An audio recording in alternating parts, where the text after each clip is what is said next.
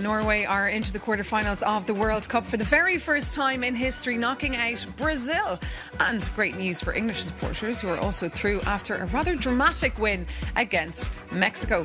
And meanwhile, tonight at 9, the much anticipated clash between Spain and Portugal, fighting for their space in the quarterfinals. For more on the feeling on the ground ahead of those games, we can head now straight to our correspondents in both Lisbon and Madrid, João Azevedo and Cristina Tiquiar.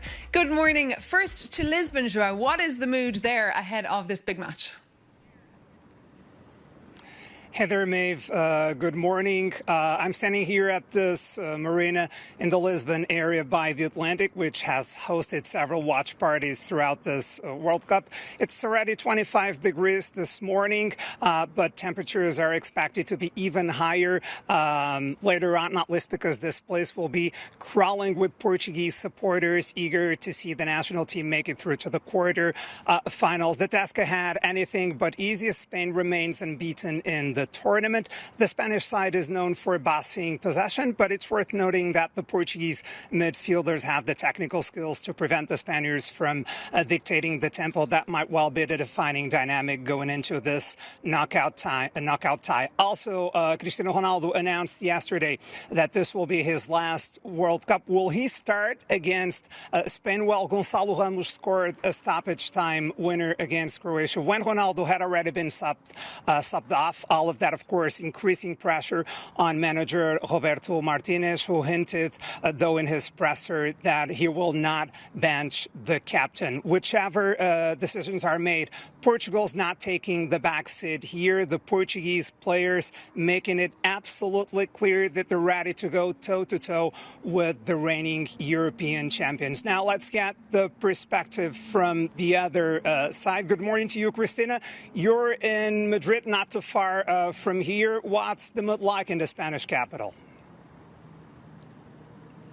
Good morning. Well, here in Spain, there is a lot of excitement and optimism before tonight's encounter. Spain has some unfinished business with Portugal after last year's Nations League final, where Portugal won after a penalty shootout.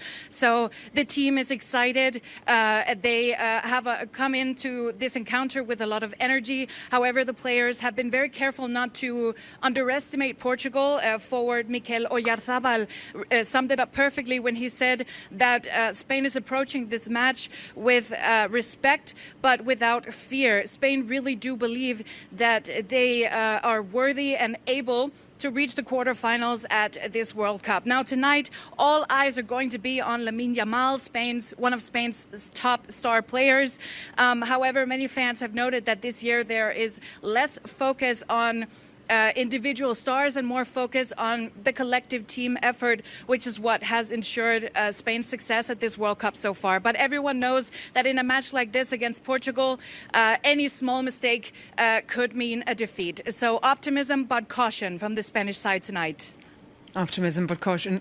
Cristina Tiquiar and João Azevedo, thank you so much for that update. We'll be keeping, of course, a very close eye on that match. And also, coming up tonight at 2 a.m, the Belgian Red Devils take on host nation, the US. But in a controversial decision just ahead of the game, FIFA has suspended the ban on their top US striker, Balorun, who received a red card in the previous match against Bosnia and Herzegovina.